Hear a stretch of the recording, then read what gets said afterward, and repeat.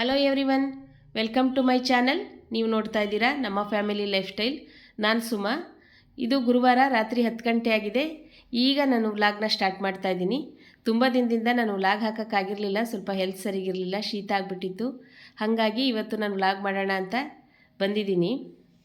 ಇವತ್ತು ಊಟ ಎಲ್ಲ ಆಯಿತು, ಅಡುಗೆ ಮನೆಯೆಲ್ಲ ಕ್ಲೀನ್ ಮಾಡಿ ಸಂಜೆ ನಾನು ಮಾರ್ಕೆಟ್ಗೆ ಹೋಗಿದ್ದಾಗ ತಂದಿದ್ದು ಸ್ವಲ್ಪ ತರಕಾರಿ ಮತ್ತು ಹಣ್ಣು ಈ ಥರದ್ದಿತ್ತು, ಅದನ್ನೆಲ್ಲ ಜೋಡಿಸಿಡೋಣ ಅಂತ ಬಂದೆ.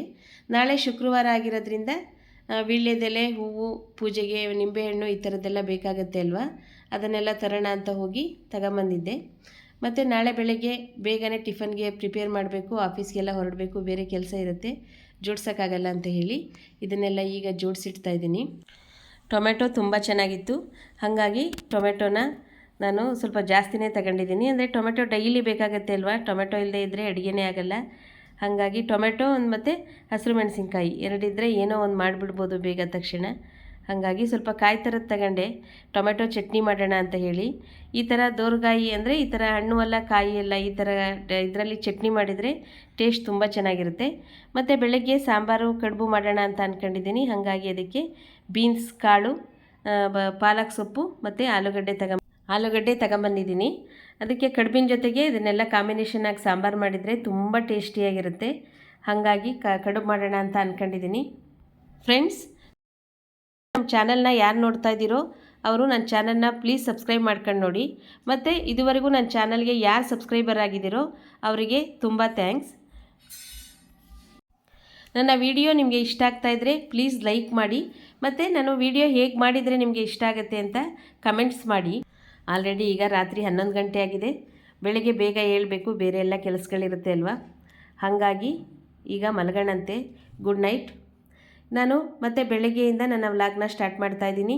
ಇವತ್ತು ಶುಕ್ರವಾರ ಬೆಳಗ್ಗೆ ಬೇರೆ ಎಲ್ಲ ಸ್ವಲ್ಪ ಕೆಲಸಗಳು ಮುಗಿಸಿ ಫಸ್ಟು ಟಿಫನ್ ಮಾಡಿಬಿಡೋಣ ಅಂತ ಹೇಳಿ ನಾನು ಸಾಂಬಾರಿಗೆ ರೆಡಿ ಮಾಡ್ತಾಯಿದ್ದೀನಿ.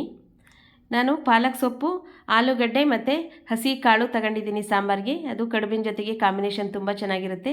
ಅದಕ್ಕೆ ಮಾಮೂಲಿಯಾಗಿ ಮಸಾಲೆ ರುಬ್ಬಿ, ಅಂದರೆ ಕೊಬ್ಬರಿ, ತೆಂಗಿನಕಾಯಿ, ಈರುಳ್ಳಿ, ಹಸಿರು ಮೆಣಸಿನ್ಕಾಯಿ, ಸ್ವಲ್ಪ ಕೊತ್ತಂಬರಿ, ಈ ಥರದನ್ನು ಮಸಾಲೆ ರುಬ್ಬಿ, ಟೊಮೆಟೊ ಬೆಂದಮೇಲೆ ಅದಕ್ಕೆ ನಾವೇನು ತರಕಾರಿ ತಗೊಂಡಿರ್ತೀವೋ ಅದನ್ನು ಹಾಕಿ ಅದನ್ನು ಚೆನ್ನಾಗಿ ಬಾಡಿಸಿ, ಆಮೇಲೆ ನಾವು ರುಬ್ಬಿದ ಮಸಾಲೆ ಹಾಕಿ ಉಪ್ಪು ಹಾಕಿ 2 ವಿಷಲ್ ಹಾಕಿದರೆ ಒಂದೊಳ್ಳೆ ಟೇಸ್ಟಿಯಾಗಿರೋ ಗ್ರೇವಿ ರೆಡಿಯಾಗುತ್ತೆ. ಅದಕ್ಕೀಗ ಕಡುಬು ಮಾಡ್ಕೊಂಡ್ರೆ ತುಂಬ ಟೇಸ್ಟಿಯಾಗಿರುತ್ತೆ. ಕಡುಬು ಅಂದರೆ ನಾನಿವತ್ತು ಫುಲ್ ಅಕ್ಕಿ ತರೀಲಿ ಕಡುಬು ಮಾಡ್ತಾಯಿಲ್ಲ, ಮತ್ತು ನಿನ್ನೆ ಉಳಿದಿದ್ದ ಅನ್ನ ಇತ್ತು, ಅದನ್ನು ಹಾಕಿ ಅದಕ್ಕೆ ಅರ್ಧದಷ್ಟು ಅನ್ನ ಅರ್ಧದಷ್ಟು ಅಕ್ಕಿ ತರಿ ಆ ಥರ ಹಾಕಿ ಕಡುಬು ಮಾಡ್ತಾಯಿದ್ದೀನಿ. ಅದು ಕೂಡ ತುಂಬ ಚೆನ್ನಾಗಿರುತ್ತೆ. ಅಂದರೆ ಸ್ವಲ್ಪ ಅದರಷ್ಟು ಉದುರಾಗಿ ಬರದೇ ಇದ್ರೂ ಟೇಸ್ಟ್ ಸೇಮೇ ಇರುತ್ತೆ. ಹಾಗಾಗಿ ಇವತ್ತು ಅದನ್ನೇ ಮಾಡೋಣ ಅಂತ ಹೇಳಿ ಮಾಡ್ತಾಯಿದ್ದೀನಿ. ಇವಾಗ ಸ್ವಲ್ಪ ಬ್ಯುಸಿ ಇರೋದ್ರಿಂದ ಅದನ್ನೆಲ್ಲ ರೆಕಾರ್ಡ್ ಮಾಡೋಕ್ಕಾಗಲಿಲ್ಲ. ಇನ್ನೊಂದು ದಿನ ಅದನ್ನೆಲ್ಲ ಮಾಡಿ ತೋರಿಸ್ತೀನಿ. ಈಗ ನಂದು ಕಡುಬು ಮತ್ತು ಸಾಂಬಾರು ಎಲ್ಲ ಆಯಿತು. ಸ್ನಾನ ಪೂಜೆ ಆಗಿ ಈಗ ಆಫೀಸಿಗೆ ರೆಡಿ ಆಗ್ತಾಯಿದ್ದೀನಿ. ನಾನು ಆಫೀಸ್ಗೆ ಪೂಜೆಗೆ ಏನು ಬೇಕೋ ಅದನ್ನೆಲ್ಲ ತೆಗೆದಿಟ್ಕೊಂಡು ರೆಡಿ ಮಾಡ್ಕೊಂಡು ಮತ್ತು ಬಾಕ್ಸ್ಗೆ ಹಾಕ್ಕೊಂಡು ಹೊರಡಬೇಕು. ಈಗ ವೆಂಕಟೇಶ್ ಅವರು ಪೂಜೆ ಮಾಡ್ತಾಯಿದ್ದಾರೆ, ಅವ್ರ ಪೂಜೆ ಮುಗಿದ್ಮೇಲೆ ನಾವು ಹೊರಡಬೇಕು. ಹಾಗಾಗಿ ಇದನ್ನೆಲ್ಲ ರೆಡಿ ಮಾಡಿ ಇಟ್ಕೊಳ್ತಾ ಇದ್ದೀನಿ. ಮತ್ತು ಕಡುಬು ಬೇಯ್ತಾ ಇದೆ. ಕಡುಬು ಸ್ವಲ್ಪ ಬೆಂದಮೇಲೆ ಅದನ್ನು ಬಾಕ್ಸಿಗೆ ಹಾಕ್ಕೊಂಡು ಆಫೀಸ್ಗೆ ಹೋಗಿ ಅಲ್ಲಿ ಇನ್ನೂ ಆಫೀಸಲ್ಲಿ ಕ್ಲೀನ್ ಮಾಡೋದಿರುತ್ತೆ, ಪೂಜೆ. ನೋಡಿ ಕಡುಬು ಈ ಥರ ಬಂದಿದೆ. ಇದು ಅನ್ನ ಮತ್ತು ಅಕ್ಕಿ ತರಿ ಸೇರಿಸಿ ಮಾಡಿರೋ ಕಡುಬು ಈ ಥರ ಬರುತ್ತೆ ನೋಡಿ. ತುಂಬ ಟೇಸ್ಟಾಗಿರುತ್ತೆ ತಿನ್ನೋಕ್ಕೆ. ಇದು ಸ್ವಲ್ಪ ಆರಬೇಕು, ಇನ್ನೂ ಬಿಸಿನೇ ಇದೆ, ಆದ್ರೂ ಆಫೀಸಿಗೆ ಲೇಟ್ ಆಗುತ್ತೆ ಅಂತ ಅದನ್ನೇ ತೆಗೆದು ಬಾಕ್ಸ್ಗೆ ಹಾಕ್ತಾಯಿದ್ದೀನಿ.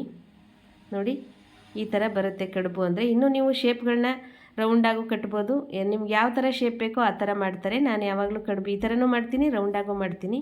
ಹಾಗಾಗಿ ಈ ಥರ ಮಾಡಿದ್ದೀನಿ. ಮತ್ತು ಲಾಸ್ಯ ಇವತ್ತು ಇನ್ನೂ ಕಾಲೇಜ್ಗೆ ಹೋಗಿಲ್ಲ, ಅವಳಿಗೆ 11 ಗಂಟೆ ಕಾಲೇಜ್ ಇದೆ. ಹಾಗಾಗಿ ಜೊತೆಗಿದ್ದಾಳೆ, ನನಗೆ ಹೆಲ್ಪ್ ಮಾಡ್ತಾ ಇದ್ದಾಳೆ. ಈಗ ಸಾಂಬಾರು ಹೇಗೆ ಬಂದಿದೆ ಅಂತ ನೋಡೋಣ. ಸಾಂಬಾರು ಚೆನ್ನಾಗೇ ಬಂದಿರುತ್ತೆ, ಏಕೆಂದರೆ ನೀವು ಪಾಲಕ್ ಸೊಪ್ಪು ಮತ್ತು ಹಸಿ ಕಾಳು ಬಿದ್ದರೆ ಸಾಂಬಾರು ಟೇಸ್ಟ್ ತುಂಬ ಚೆನ್ನಾಗೇ ಇರುತ್ತೆ. ನೋಡೋಣ ಬನ್ನಿ ಸಾಂಬಾರು ಹೇಗೆ ಬಂದಿದೆ ಅಂತ. ನೋಡಿ ಎಷ್ಟು ಚೆನ್ನಾಗಿ ಬಂದಿದೆ. ಅಂದರೆ ಕಡುಬಿಗೆ ಸಾಂಬಾರು ತುಂಬ ಗಟ್ಟಿಯಾಗಿರಬಾರ್ದು, ಹಾಗಾಗಿ ಸ್ವಲ್ಪ ತೆಳುವಾಗಿ ಮಾಡಿದ್ದೀನಿ. ಸಾಮಾನ್ಯವಾಗಿ ನಾನು ಸಾಂಬಾರನ್ನ ಯಾವಾಗಲೂ ಗಟ್ಟಿಯಾಗೇ ಮಾಡೋದು, ತೆಳುವಾದರೆ ಮಕ್ಳಿಗೆ ಇಷ್ಟ ಆಗಲ್ಲ.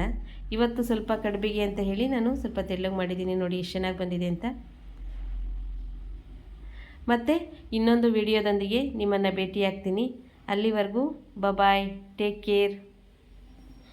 ಲಾಸ್ಯ ಬಾಕ್ಸ್ ರೆಡಿ ಮಾಡೋಕ್ಕೆ ನನಗೆ ಹೆಲ್ಪ್ ಮಾಡ್ತಾ ಇದ್ದಾಳೆ.